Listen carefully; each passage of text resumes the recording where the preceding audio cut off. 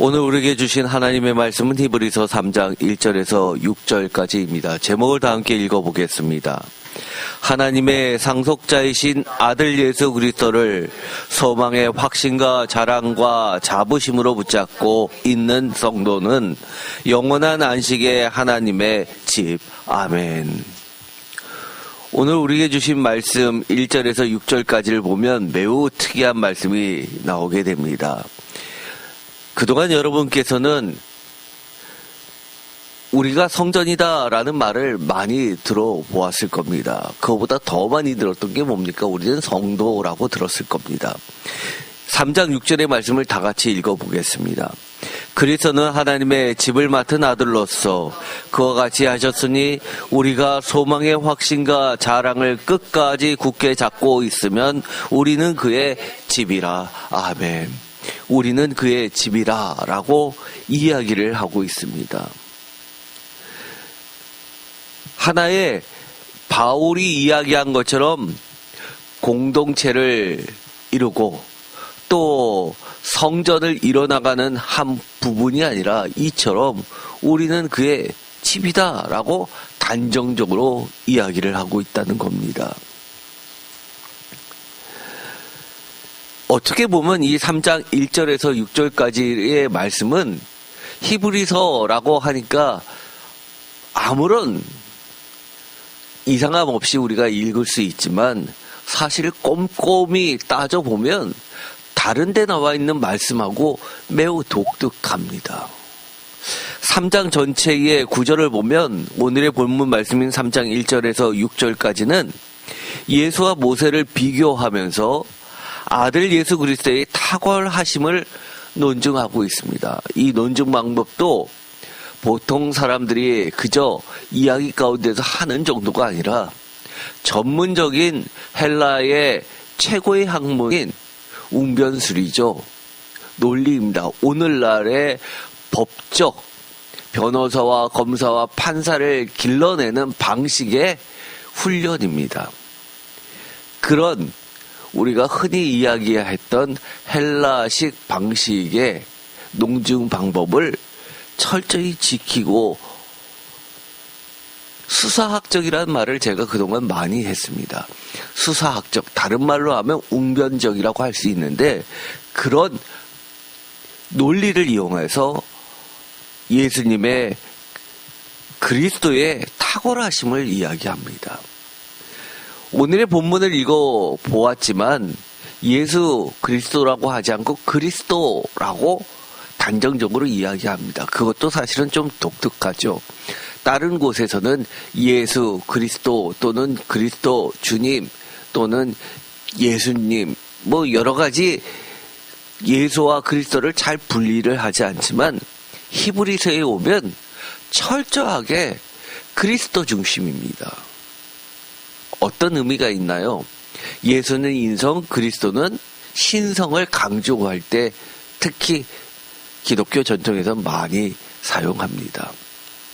즉 본문은 히브리서 교회의 목사님은 이처럼 예수님을 하나님의 반열에 올려놓으면서 신적인 예수 그리스도를 우리에게 말해주고 있는 겁니다. 그렇다고 인성을 무시하나요? 아니죠. 그분이 인성, 성육신 하심으로써 우리를 온전히 죄에서 해방해 주시고 출애굽시켜 주시고 이끌어 주신다고 이야기하는 것은 철저하게 인성, 성육신을 바탕으로 하고 있습니다.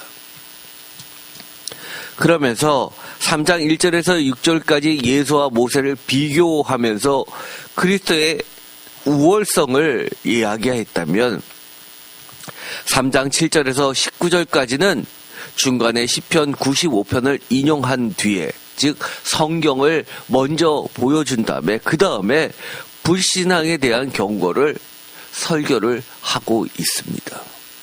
철저하게 히브리서는 하나님 말씀 설교, 하나님 말씀 선길교의 형식, 초대교회의 형식을 그대로 따라하고 있습니다. 연속해서 보면 1장에서는 천사보다 뛰어나심을 입증했습니다. 2장에서는 성육신의 필연성에 대해서 이야기했죠. 3장 오늘 읽었었던 본문을 보면 구약의 가장 위대했던 인물이 유대교에서는 역시 모세입니다. 그런데 그 모세와 비교를 통해서 그리스도의 우월성을 확립시키고 있습니다. 확증하고 있다고 하는 말이 더 적합하겠죠. 왜냐하면 유대교에 있어서 이 모세는 거의 신적인 존재입니다. 그러면서 이어지는 말씀은 광야 세대를 꾸짖고 있습니다. 반면 교사로 삼아서 우리도 그처럼 되지 말라고 이야기를 하는 겁니다. 광야 세대의 실패를 유형론적으로 타입 중에 하나로서 적용하면서 성도들에게 신앙의 인내를 촉구하고 있다는 겁니다. 3장 1절에서 6절까지는 모세와 예수님을 비교했고 이것은 다른 말로 이야기하면 종과 아들을 구분시키는 겁니다. 3장 7절에서 11절까지는 하나님의 말씀 시편을 인용하면서 권위를 하나님의 말씀에서 찾습니다. 세 번째 단락에서는 3장 12절에서 19절까지 이것에 대한 말씀의 해석을 그리고 나아가서 우리가 어떻게 해야 되는지 하나님이 예수님이 우리에게 뭐라고 말씀해 주시는지 중요한 단어입니다. 오늘이라는 단어를 써서 오늘 우리에게 들려주시는 말씀으로 이야기를 하고 있습니다. 히브리서에 보면 아주 귀한 중요한 단어가 나오죠. 오늘이라고 하는 말이 나옵니다. 다른 성경에서는 어떻게 이야기하죠? 오늘, 지금, 현재 이런 식으로 이야기를 하는데 히브리서에서는 독특하게 오늘이라고 하지 않고 오늘이라는 말을 씁니다. 왜 그렇습니까? 시간은 철저하게 하나님 손 안에서 있는 시간입니다. 그 시간은 1초가 영원이 될 수 있는 겁니다. 영원이라고 생각했던 것이 1초가 될 수 있는 하나님의 시간 속에 있는 겁니다. 오늘 우리에게 주어진 하나님의 시간은 하나님 안에 있는 영원한 시간이라는 사실을 우리는 굳게 믿어야 됩니다. 그렇다는 얘기는 뭐죠? 내가 오늘 1초 1초 살아가야만 하는 또 살아내야만 하는 시간이 하나님의 손 아래 섭리 가운데 이끄심 가운데 있다는 것을 명확하게 하고 있는 겁니다. 특별히 우리가 3장을 읽어보면 처음부터 독특합니다. 이것은 히브리서 교회 목사님 히브리서의 저자는 그야말로 우리의 근본적인 시각을 전환시켜주고 있습니다. 히브리서 3장 1절 다 같이 읽겠습니다. 그러므로 함께 하늘에 부르심을 받은 거룩한 형제들아, 우리가 믿는 도리의 사도시며 대제사장이신 예수를 깊이 생각하라. 아멘. 우리를 뭐라고 부르죠? 거룩한 백성들이라고 부릅니까? 아닙니다. 형제라고 부릅니다. 왜 그렇습니까? 예수님을 맏아들 상속자라고 적이 이미 했기 때문입니다. 하나님을 아버지라고 이야기했고 우리는 그럼 무엇이냐라고 했을 때 우리는 형제인데 어떤 형제입니까? 하늘에 부르심을 받은 거룩한 형제들. 이게 뭐 독특합니까? 거룩한 형제들, 거룩한 성도들 같은 이야기 아닙니까? 라고 하는데 그 앞에 이런 말을 씁니다. 하늘은 하나님을 지칭하는 유대교적 표현이죠. 특히 마태복음에서는 하나님의 나라 대신에 하늘나라라는 말을 썼습니다. 하나님의 이름을 함부로 부르지 않기 위함입니다. 그런데 중요한 말씀이 있죠. 다 같이 다시 한번 읽어볼까요? 그러므로 함께 하늘에 부르심을 받은 거룩한 형제들아. 아멘. 어떻게 부릅니까? 부르심을 받았다는 겁니다. 이렇게 하니까 우리가 잘 못 느끼지만 사실 이렇게 바꾸면 그거였어 라고 하면서 우리의 뇌를 탁 치는 게 있습니다. 원문을 읽어보면 부르심을 받는 것은 우리가 특별한 의미로 이야기할 때 썼던 콜링입니다. 칼레오를 씁니다. 부르시는 거죠. 우리 형제들은 어떻다는 겁니까? 거룩한 형제, 거룩한 백성보다 한 발짝 더 깊이 들어가서 콜링, 하나님으로부터 특별한 소명을 받은 존재들이라고 이야기를 하는 겁니다. 여러분은 하나님의 어떤 콜링을 받으셨습니까? 예수 그리스도의 어떤 사명을 여러분들은 자부하고 계십니까? 그 얘기를 하는 겁니다. 그러면서 함께라고 이야기합니다. 철저히 개인 플레이가 아니라 공통체성을 회복시키고 있습니다. 왜냐하면 우리 혼자는 쓰러질 수 있기 때문입니다. 각자의 사명 중에 하나는 하나님의 뜻을 이뤄나가는 것도 있지만 우리 주변에 쓰러져가는 연약한 형제 자매들을 붙잡아주고 격려하고 함께 가도록 하는 거룩한 사명도 있는 겁니다. 그러면서 주님을 이렇게 부릅니다. 믿는 돌이 신앙의 대상입니다. 그런데도 불구하고 사도라고 이야기하고 대제사장이라고 이야기를 합니다. 예수를 깊이 생각하라고 합니다. 여기서는 또 그리스도를 깊이 생각하라고 하지 않습니다. 눈높이를 확 낮춰서 우리가 지금까지 보고 듣고 경험했던 예수 그리스도를 다시 한번 하나하나 짚어보면 우리가 어떻게 이 삶을 우리에게 하나님께서 부르신 이 오늘이라는 시간을 살아내야 하는지를 결단하게 하고 있는 겁니다.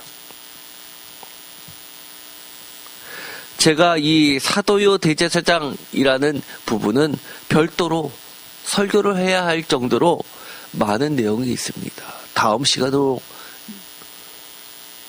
미루도록 하겠습니다. 2절 다 같이 읽겠습니다. 그는 자기를 세우신 이에게 신실하기를 모세가 하나님의 온 집에서 한 것과 같이 하셨으니 아멘. 그가 누굽니까? 예수입니다. 예수님은 어떻게 하셨다고요? 모세가 하나님의 온 집에서 한 것과 같이 신실하게 하셨다고 합니다. 도대체 모세가 하나님의 온 집에서 무엇을 했길래 그렇습니까? 3절 다 같이 읽겠습니다. 그는 모세보다 더욱 영광을 받을 만한 것이 마치 집 지은 자가 그 집보다 더욱 존귀한 같으니라. 아멘. 일단 이것을 보면 어떤 생각이 드냐면 2절에서 결국 예수와 모세는 동급인가라는 생각을 하게 됩니다. 헬라식 논증 방법은 유명한 방식이죠. 두 가지를 비교할 때 그냥 비교하지 않습니다. A와 B를 공통점을 이야기합니다. 작은 것에서부터 시작해서 큰 걸로 나갑니다. 우리는 결론하면서 두 가지를 뛰어난 것이라고 생각하지만 헬라식 방식은 작은 것에부터 큰 것까지를 이야기합니다. 그러면서 공통점에서 시작하지만 비슷해 보이지만 차이점이 이것이다 라고 하면서 결론을 냅니다. 차이가 있는데 그러면 어떻다는 겁니까? 비교할 수 없을 정도로 확연히 우수하다는 겁니다. 질적인 차이가 있다고 하는 겁니다. 더 심하게 이야기하면 비교할 만하지 않다라고까지 이야기를 하는 겁니다. 비교하지 않으면 왜 비교했습니까? 이겁니다. 질적으로 다르다는 거죠. 공통점은 무엇입니까? 모세, 너무너무 잘 알고 있어서 모세가 라고 하는 것은 모세를 칭찬하기 위해서가 아닙니다. 유대인들에게, 그리고 기독교적 유대인들에게, 그리고 더 나아가서 기독교를 박해하고 당국에 고발했던 유대인들, 적 그리스도들에게 있어서 이 모세라는 존재는 신실하다. 하나님 앞에서 아멘, 진실하다 하는 것에 대해서 그 누구 단 한 명이라도 아니라라고 할 사람이 없다는 겁니다. 모세가 하나님에서 온 집에서 한 것 같이 모세는 신실합니다라고 할 때 거기에 대해서 누가 반기를 들겠습니까? 거기서부터 출발하는 겁니다. 그 이야기는 예수님은 하나님의 온 집에서 신실합니다 라고 했을 때 아니야, 심지어 유대교에서는 기독교를 90년대 이단으로 선언하고 18기도문이라는 것을 만들어서 예배를 드릴 때마다 공중에서 낭독을 했습니다. 기독교인들을 비난하고 하나님의 벌을 받게 해달라고 공식적으로 기도했었습니다. 그런 이들에게 이렇게 이야기하는 겁니다. 큰일 났네. 너희들 죄를 어떻게 감당하려고 그래? 라고 이야기하면서 모세? 예수님이야말로 신실하신 분이야. 라고 그 누구 단 한 명조차도 반론을 못하게 못을 받고 시작하는 겁니다. 그러면서 3절에 그는 모세보다 더욱 영광을 받을 만한 것이니 더욱이라고 이야기합니다. 모세보다 더욱이라는 말을 쓰지만 사실 히브리적 개념에서는 비교법과 최상법이 영어에서처럼 모와 더 베스트처럼 구분이 되어 있지 않습니다. 사실상은요.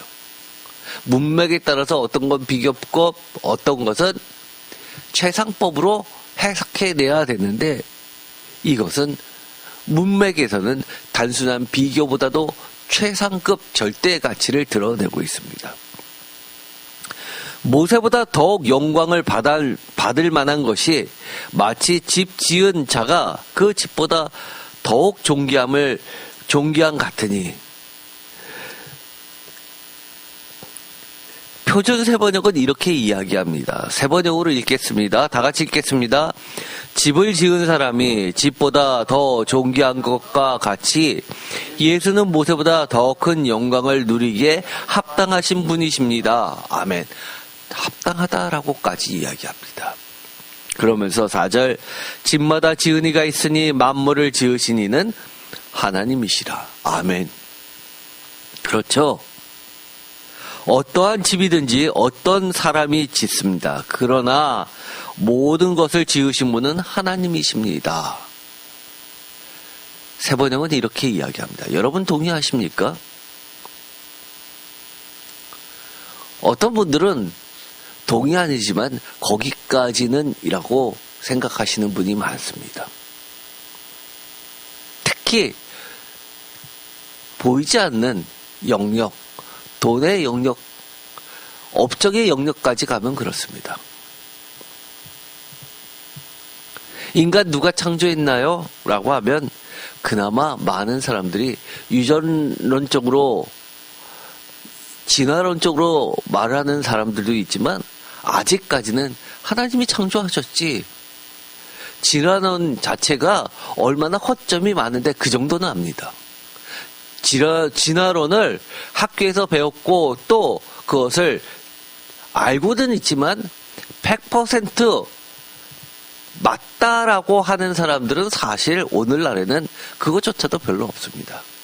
과학이라고 그나마 지금까지 발견된 것 중에서 가장 원인과 결과를 수치적으로 실험적으로 이야기할 수 있는 근거 정도는 된다고 생각하시는 분이 많지만 그럼에도 불구하고 너무나 중대한 부분에서 밝힐 수 없는 부분이니까 이것은 신의 영역이라고 하시는 분이 훨씬 많습니다.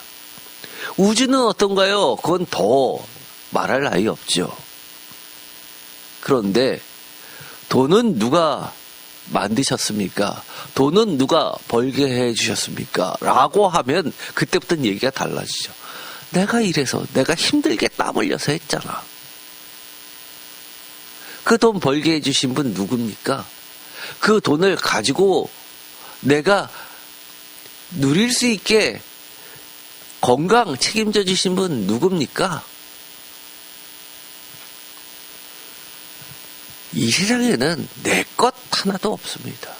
모든 것이 하나님의 섭리하신 가운데 놓여있기 때문에 그 어떤 것도 하나님이 짓지 않은 것이 없다라고 할 수 있는 겁니다. 지금 어려움 겪으십니까? 어떻게 감당이 안 되십니까? 걱정하지 마세요. 이 이야기는 뭡니까? 그 뒤에 누가 있다는 거예요? 하나님이 계시다는 겁니다. 5절 또한 모세는 장래에 말할 것을 증언하기 위하여 다 같이 읽겠습니다. 하나님의 온 집에서 종으로 신실하였고 6절 그리스도는 하나님의 집을 맡은 아들로서 그와 같이 하셨으니 우리가 소망의 확신과 자랑을 끝까지 굳게 잡고 있으면 우리는 그의 집이라. 아멘. 바로 6절이 핵심 오늘의 본문 말씀이었죠. 5절과 6절에서도 여전히 모세와 그리스도를 비교합니다. 그런데 정말 히브리서의 가장 큰 특징 중에 하나가 바로 5절과 6절 속에 그대로 담겨져 있습니다. 한글 성경에서는 잘 구분이 잘 안 됩니다. 그러나 영어 성경으로 가면 약간의 차이를 발견할 수 있죠. 그러나 원문을 보면 명확합니다. 다시 한번 읽어볼까요? 또한 모세는 장래에 말할 것을 증언하기 위하여 하나님의 온 집에서 종으로서 신실하였고 6절 그리스도는 하나님의 집을 맡은 아들로서 그와 같이 하셨으니 우리가 소망의 확신과 자랑을 끝까지 굳게 잡고 있으면 우리는 그의 집이라. 아멘. 차이점들은 무엇일까요? 여러 가지가 있습니다. 먼저 우리가 가장 기본적인 것들을 볼까요? 모세와 그리스도를 비교하죠. 내용적으로만 먼저 이야기하는 겁니다. 하지만 가장 중요한 거는 주석을 할 때 제가 늘 그랬죠. 내용보다는 형식이라고 했습니다. 형식을 통해서 내용을 증명하는 건데 이 형식 이야기는 나중에 하겠습니다. 왜냐하면 우리가 아직 원문을 못 봤기 때문에 그렇습니다. 모세와 그리스도를 비교합니다. 모세는 종이라고 이야기했고 그리스도는 아들이라고 했습니다. 이미 아들과 종의 차이에 대해서는 1장과 2장에서 말씀을 드렸습니다. 가장 큰 차이점이 뭡니까? 상속권이었죠. 두 번째, 집의 의미, 히브리서의 전체적인 개념은 중요한 개념으로 전환시킨다고 했죠. 집이다, 영어로는 하우스홀드라고 그렇게 주석가들은 번역을 합니다만 저는 하우스홀더 할 때는 우리가 감이 잘 안 와서 저는 이렇게 이야기합니다. 패밀리 개념이라고 이야기합니다. 패밀리. 가족 하우스홀더 하면 사실은 엄격히 번역하면 가게라는 개념이 더 크고요. 패밀리 할 때는 친밀성을 더 강조한다고 할 수 있겠죠. 집의 의미는 구약 성경의 배경을 두고 있는데 첫 번째 집은 어떤 의미일까요? 예를 들어서 하나님의 집 하면 대표적으로 성전, 템플을 이야기했죠. 또 있습니다. 다윗의 집 하면 궁전을 이야기했습니다. 또 하나가 있습니다. 다윗의 집 할 때 제3의 나라가 다윗의 집을 이야기할 때 또는 아합의 집 이야기할 때 이 집은 나라를 이야기합니다. 이게 히브리인들의 히브리 언어, 세머적 개념입니다. 그런데 히브리서 기자는 이 집의 개념을 패밀리 개념으로 바꿔버립니다. 즉 단순히 장소의 개념이 아니라 하나로 연결된 생명체의 유기체적 일체성으로 이야기하는 겁니다. 예를 들어 볼까요? 자식이 죽어갑니다.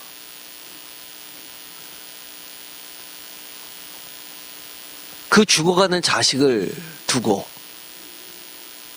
좋은 데 놀러가서 웃으면서 사진 찍고 자랑하는 부모 있습니까? 그건 부모도 아니죠. 저는 그거 부모라고 생각하지 않습니다. 이 세상에는 그런 사람 존재하지 않습니다. 하우스홀드상의 가계, 족보상의 계열 속에는 서류상으로는 포함될지 모르지만 패밀리 개념은 아니죠. 하나님은 우리를 어떻게 생각하신다는 거예요? 우리의 생명은 곧 하나님의 생명입니다. 스가랴서에 가면 뭐를 이야기합니까? 하나님의 백성을 건드린 것을 내 눈동자를 범했다, 찔렀다라고 이야기합니다. 여러분 눈동자를 찔러 보십시오. 가만히 있습니까? 우리의 아픔은 곧 누구의 아픔입니까? 하나님의 아픔이죠. 아버지의 아픔입니다. 진정한 패밀리입니다. 자식이 죽어갈 때 내 장기를 내어서라도 살리고 싶은 게 우리 부모의 마음입니다. 그러나 대한민국에서는 어떻습니까? 살아있는 사람들은 콩팥 둘 중에서 건강하지 않은 나머지 하나를 줄 수는 있지만 예를 들어서 없으면 안 되는 것, 눈이 두 개지만 안구 하나 이런 거는 줄 수가 없습니다. 법적으로 금지가 되어 있습니다. 법적으로 금지가 되어 있어서 못 줄 뿐이지 대부분의 부모님은 줘서라도 심장을 꺼내서라도 살리고 싶은 게 부모의 심정입니다. 뗄래야 뗄 수 없는 겁니다. 세 번째는 이것은 나중에 별도로 이야기하겠습니다. 조건절을 갖고 있습니다. 뭐뭐 하면이라는 겁니다. 이것도 매우 중요한 이야기입니다. 이것은 따로 이야기를 하도록 하겠습니다. 가장 중요한 것. 예수와 그리스도를 구분할 때 이렇게 예수 그리스도와 모세를 구별하는데 가장 중요한 것 이렇게 이야기합니다. 이것은 형식적으로 헬라어 원문을 보면 명확합니다. 이렇게 이야기합니다. 모세와 그리스도는 먼저 전치사를 통해서 구분합니다. 모세는 집 안에서라고 인을 씁니다. 헬라어로는 n이란 단어를 씁니다. 예수 그리스도는 집 위에서라고 하면서 영어로는 오버지만 헬라어 단어로는 에피라는 말을 씁니다. 이게 무슨 말일까요? 원문을 보여드리겠습니다. 여러분들은 제가 이 원문을 보여드릴 때 부담 느끼지 마세요. 다만 중요한 개념만 이해하시면 됩니다. 왜 원문을 보여드리냐? 여기서 첫 번째 나온 게 n이죠. 모세를 이야기할 때는 이게 모세입니다. 모세를 이야기할 때는 이처럼 n을 씁니다. 영어로 in이라고 표현을 했죠. 3장 5절입니다. 반면에 3장 6절에 크리스토스에서 그리스도를 이야기할 때 뭐를 썼냐면 에피를 썼습니다. 오버라고 번역을 했습니다. 그런데 히브리서 기자가 이 5절과 6절을 비교할 때 예수 그리스도와 모세를 1차적으로 비교 내용적으로는 할지 모르지만 형식적으로는 이거를 비교하는 겁니다. 하나는 N 안에서와 또 하나는 에피 오버 위에서입니다. 어떤 차이가 있어서 그럴까요? 이것은 굉장히 중요한 차이를 만들어냅니다.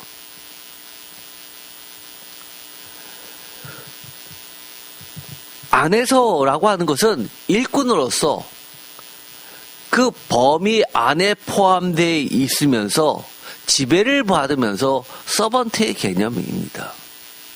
그러나 예수 그리스도는 집을 어떻게 한다는 겁니까? 위에서 지배자의 위치에서 실질적으로 다스리고 그리고 매니지먼트 관리하는 하나님의 그 경영을 아들로서 위임받아서 하고 있는 겁니다.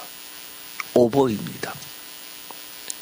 그래서 모세는 하나님의 신실한 일꾼이지만 그리스도는 하나님의 본체이시자 아들이라고 이야기하는 겁니다. 역할은 모세는 장래에 말할 것을 증언하는 예표일지 모르지만 예수 그리스도는 집을 직접 세우고 다스리는 실체라고 이야기하는 겁니다. F.F. 브루스 영국의 유명한 학자죠. 제가 너무너무 좋아하는 학자입니다.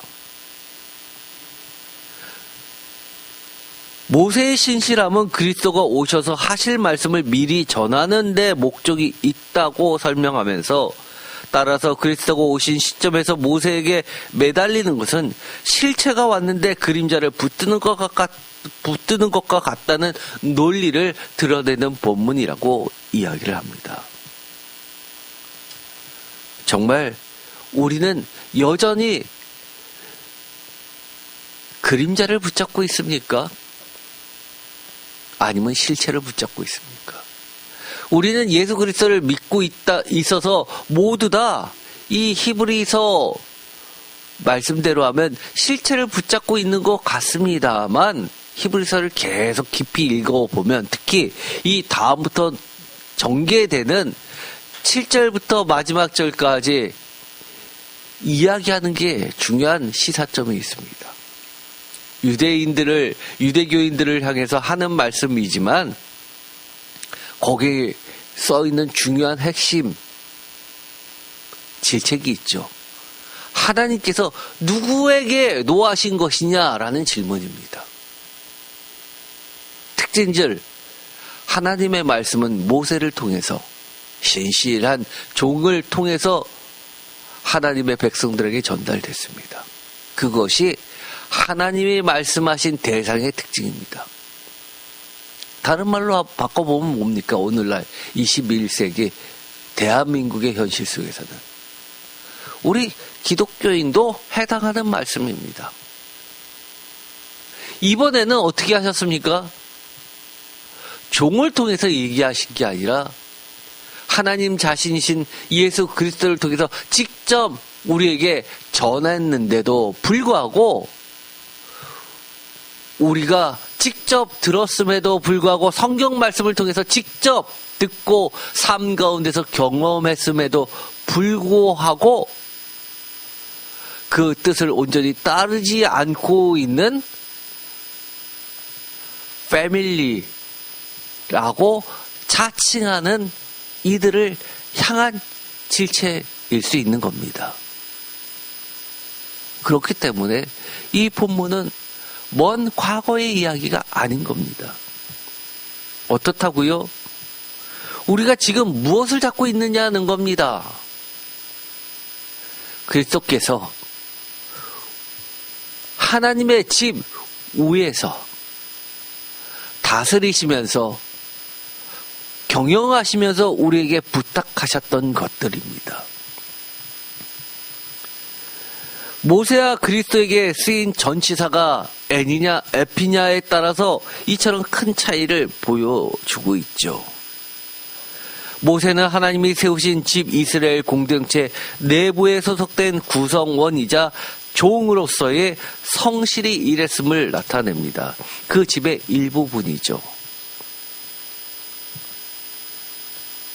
그런데 종과 아들의 격차를 극명하게 설명하면서 이렇게 이야기합니다. 윌리엄 레인이라는 학자는 모세가 집안에서 사역했다는 것은 그가 하나님의 집이라는 거대한 체계의 수혜자이면서 봉사자였음을 의미하고, 반면에 그리스도는 집 위에서 사역한다는 것은 그가 그 집의 설계자이자 상속자로서 절대적 주권을 가졌음을 의미한다고 이야기합니다. F.F. 브루스는 모세의 신실함은 집 안에서의 위탁된 충성이지만 이건 굉장히 중요한 이야기죠. 그리스도의 신실함은 집 위에서 무엇이라고요? 본질적인 통치라는 겁니다. 따라서 성도는 집안의 동료였던 모세보다 집 위의 주인 대신 그리스도께 더 절대적인 순종을 드려야 함을 이야기하고 있는 겁니다. 아이, 그럼 나는 종이 더 좋아요. 아유, 피곤해서 어떻게 해요? 아유, 얼마나 잔소리가 많겠어요. 왜 그런 것만 생각하시나요? 내가 문제가 생겼습니다. 감당이 안 됩니다. 종에게 부탁합니다. 이것 좀 어떻게 지금 해주세요. 저도 젊었을 때 대기업에서 10년 근무했습니다. 뭐 하나 사원일 때 결제 받으려면 사수한테 결제 받아야죠. 또 사수는 대리한테 결제 받아야죠. 대리는 과장한테 결제 받아야죠. 차장한테 결제 받아야죠. 팀장, 부장한테 가야 되죠. 부장은 상무한테 가야 되죠. 부서장은 또 그 위에 전무한테 받아야 되죠. 전무가 또 그 위에 사장님 찾아갑니다. 사장님한테 결제 받습니다.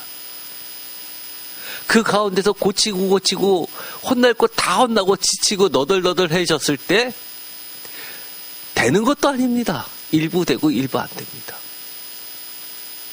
그런데 주인이 바로 옆에 있다고 생각해 보세요. 상황 봤습니다. 얼마나 고생했는지요.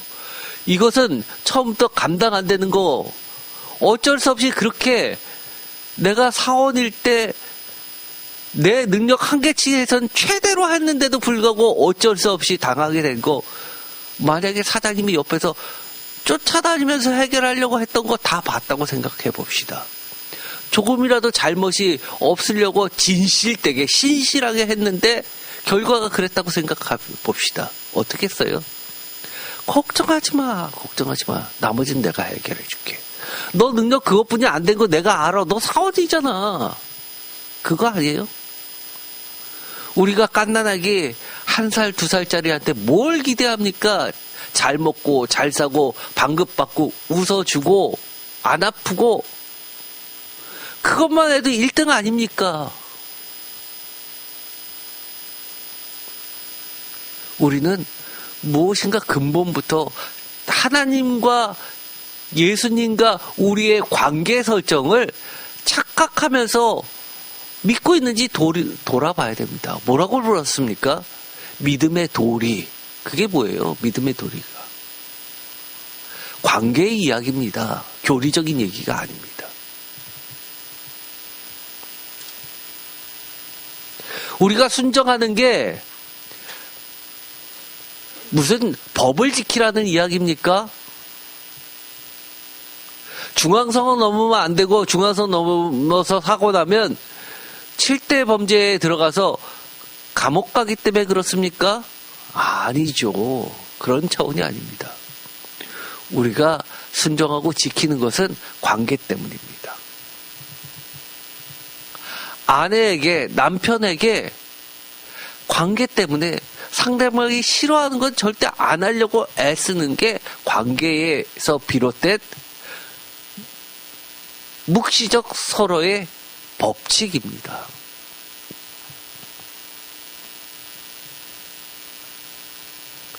위치가 명확하게 다르죠. 에디라는 것은 모세는 안에 있습니다. within의 개념이죠. within the house. 그리스도는 위에 섭니다. over the house. over the world 할 때 이 over는 뭡니까? on the world하고 어떤 차이가 있습니까? in the world하고 어떤 차이가 있습니까? over the world. 영어 좀 하시는 분은 그 차이 알 겁니다. 안 미치는 곳이 없는 영역을 이야기하는 겁니다. on the world 대상을 이야기합니다. in the world 장소를 이야기합니다. 틀려요? 주님의 다스리심이, 하나님의 다스리심이, 하나님의 주권이, 그리스도의 주권이 안 미치는 곳이 없다는 겁니다. 모세가 다스렸습니까? 아니요. 하나님의 주권을 위임받아서, 허락받아서 그 범위 내에서 하는 겁니다. 관계면에서 볼까요? 모세는 집의 구성원 중에서 급여를 받는 종입니다. 사환이죠. 그러나 그리스도는 아들이면서 상속자입니다. 그래서 종은 혼날까봐 두려워서 잘 위반을 안 합니다. 그런데 아들은 어떻죠? 아버지가 뭐라도 대항도 합니다. 잘못도 합니다. 그런데 잘못해놓고서도 사과도 안 하고 잘못했어요도 그러지 않고 마치 별일 없었다는 듯이 멀쩡하게 또 합니다. 독특한 관계입니다. 자식 이기는 부모 있습니까? 저 잘 못 봤습니다. 그리스도는 그럼에도 불구하고 신실했습니다. 누구처럼요? 종이 하는 것에 그 신실함보다도 더욱 했습니다. 왜 그래요? 관계 때문이죠. 모세는 대리적이고 수동적입니다. 그러나 그리스도는 주권적이고 중요한 이야기입니다. 이거 놓치면 주권의 개념을 온전히 이해하지 못합니다. 능동적입니다. 능동적이라는 게 뭡니까? 진짜 주인이라는 이야기죠. 단순히 권한만 있다는 거예요? 아닙니다. 전적인 권한입니다. 어떠한 결정을 내리고 어떠한 행위를 해도 그것은 이미 허락을 받은 것보다 마찬가지라는 거죠. 이 대조가 왜 중요하죠? 당시 유대인 기독교인들은 모세를 하나님의 온 집에 신실했던 자로 거의 신격화했다고 했습니다. 히브리서전은 전치사 하나를 바꿔 쓰는 정도가 아니라 원문을 우리가 이미 봤죠. 어떻게 했어요? 전치사 하나의 문제입니까? 제가 뭐라고 그랬습니까? 전치사보다 이 원문을 보면 더 중요한 거. 히브리어나 헬라어나 이것은 같습니다. 제1강조점 맨 앞에 둡니다. 제2강조점 맨 뒤에 둡니다.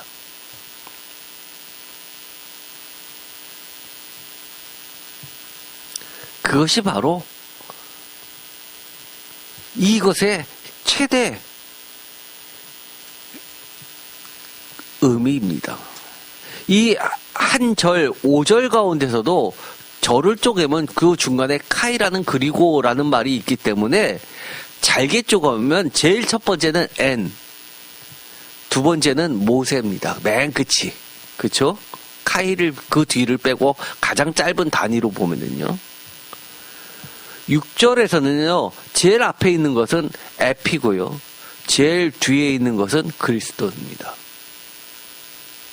모세와 그리스도를 비교하는데 N과 에피를 비교하고 있다는 겁니다.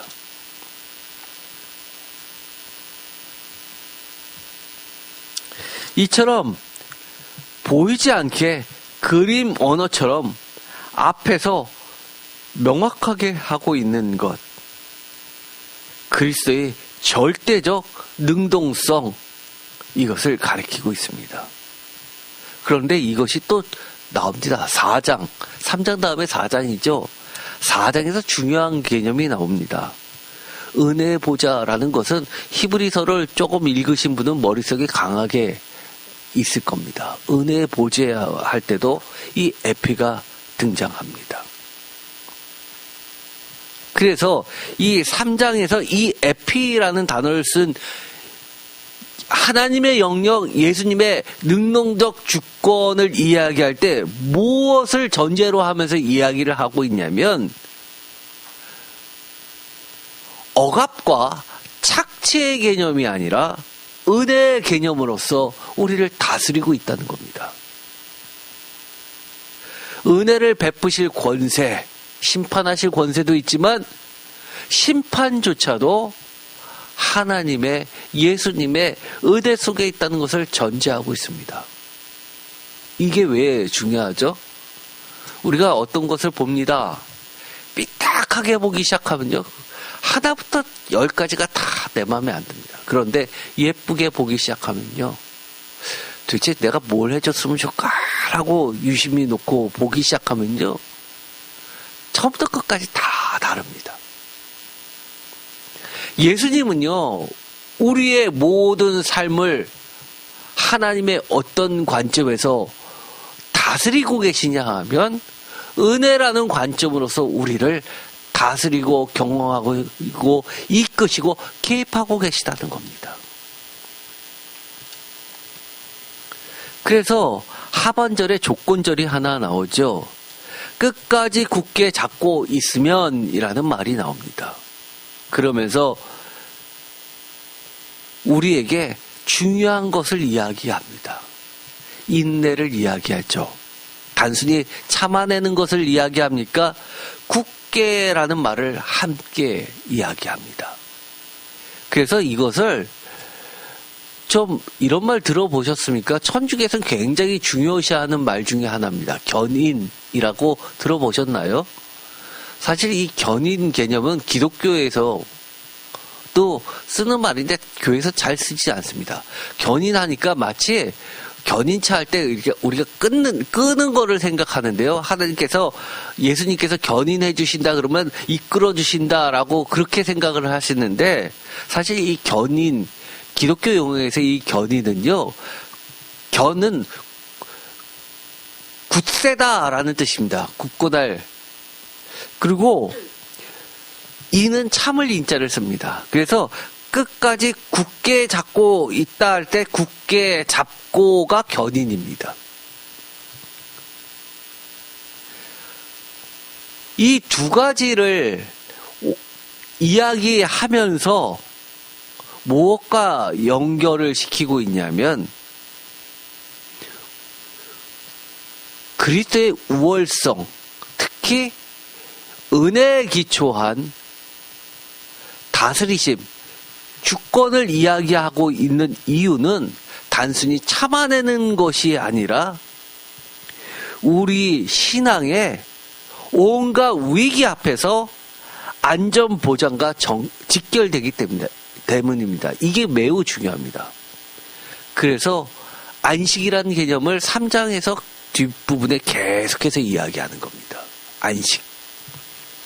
히브리서에서 안식의 개념은 굉장히 중요하죠. 마치 안식하면 장례식 때 영원한 안식처로 갔다 해서 사람들이 좀 꺼려하는 것이 있지만 사실 여기서 안식이란 히브리서의 안식이란 개념은 살아도 안식, 죽어도 안식, 죽어도 안식, 살아있는 것과 마찬가지로 하나님 안에서 예수 그리스도 안에서 영원한 안식을 이야기합니다. 어떻게 보면 요한복음에서 죽어도 살겠고 살아서 믿는 자는 영원히 산다는 말씀하고 더 발전시켜서 확대해서 그것을 새로운 각도로 표현한 겁니다. 이것은 어떻게 보면 이 안식 개념은 어디까지로 시작을 하냐면 창세기 1장에 하나님께서 천지를 창조하시고 하나님이 안식하신 겁니다. 하나님이 죽으셨습니까? 아니요. 하나님의 안식 안에 완전함, 온전함 안에 우리도 들어가는 겁니다. 그래서 히브리서 기자는 계속 뭐를 얘기해요? 영혼의 닷 이야기를 합니다. 하필이면 왜 영혼의 닷입니까? 우리의 삶은요, 풍랑이 일어나고 있는 비바람이 몰아치는 난파선이 발생할 위협이 있는 바다를 이야기하는데 거기서 안식의 개념으로 영혼의 닷을 이미 영원한 안식처로 지성소로 들어가신 그리스도께, 예수 그리스도께라는 말을 하는 겁니다. 그래서 우리가 세상이 흔들려도 흔들리지 않는 겁니다. 왜요? 우리는 그의 집, 하나님의 집이기 때문입니다. 우리를 위에서 경영하시고 돌보시는 분은 은혜의 예수 그리스도이시기 때문에 땅이 흔들려도 우리는 흔들리지 않는 겁니다. 무너지지 않는 겁니다. 땅이 흔들리는데 집이 어떻게 안 무너집니까? 제가 아주 신기한 토픽 사진 하나를 봤습니다. 전체가 지진으로 무너졌는데 심지어 바닷가 끝에 있는 그 땅이 다 휩쓸려져 내려갔는데 딱 그 집 한 채만 남아있는 게 사진에 나온 적이 있었습니다. 그리고 또 어떤 거는 바람이 태풍이 몰아쳤는데 주변은 싹 무너졌는데 그 집 한 채만 달랑 남아있는 해외 토픽 뉴스 실제로 본 적이 있습니다. 이것과 비교가 됩니까? 사실 비교 같지도 않은 비교죠. 그러나 우리를 은혜 속에서 안전하게 지키시는 분은 예수 그리스도라는 것을 강조하고 있는 겁니다.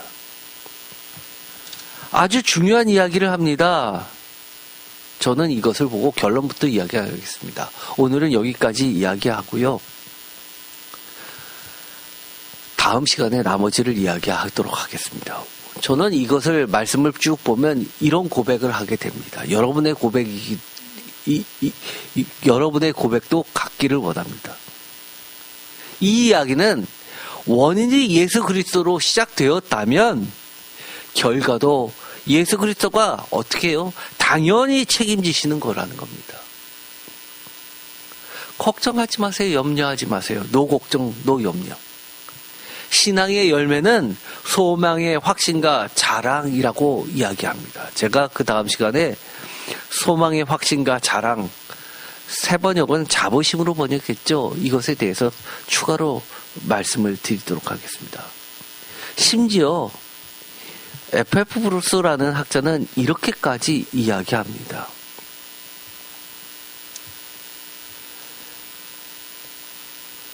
이러한 사실은 어떤 의미를 우리가 실제로 신앙생활할 때 의미를 가지고 있냐라고 할 때 아주 쉬운 말로 이렇게 설명을 합니다.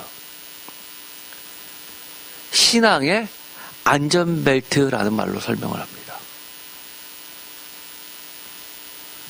안전벨트, 여러분 고속도로 탈 때 안전벨트 매죠? 사고 났을 때 안전벨트 보셨죠? 안전벨트가 죽고 사는 것을 가르는 아주 간단하면서 중요한 거죠.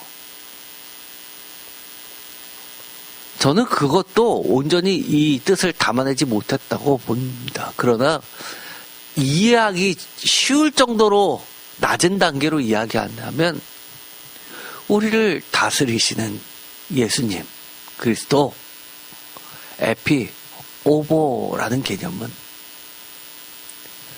우리를 지켜주시고 있는 생명선, 차라리 안전벨트보다 저는 생명선이라고 이야기하면 동의합니다. 생명선이라는 겁니다. 오늘은 여기까지 하기로 하겠습니다. 오늘의 제목을 다시 한번 다 같이 읽어보겠습니다.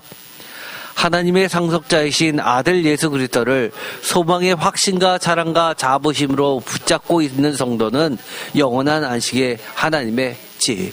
아멘. 기도하겠습니다. 하나님께서는 우리를 불러주셨습니다. 그 자리는 은혜의 자리입니다. 시작점 불러주신 것도 은혜지만 우리를 계속해서 이끌고 도착하게 하는 영원한 안식처도 은혜의 자리입니다. 뿐만 아니라 오늘 우리에게 알려주신 것은 우리의 삶을 구체적으로 다스리고 관여하시고 또 섭리해 주시는 분은 하나님의 아들 상속자 예수 그리스도라고 알려주십니다. 더 이상 걱정하지 않게 하여 주옵소서. 예수 그리스도의 그 생명선을 가슴에 걸고 우리가 예수 그리스도만을 생각하고 바라보게 하여 주옵소서. 어떤 경우에라도 그 은혜의 끈을 놓지 않게 하여 주옵소서. 예수 그리스도의 이름으로 기도드립니다. 아멘.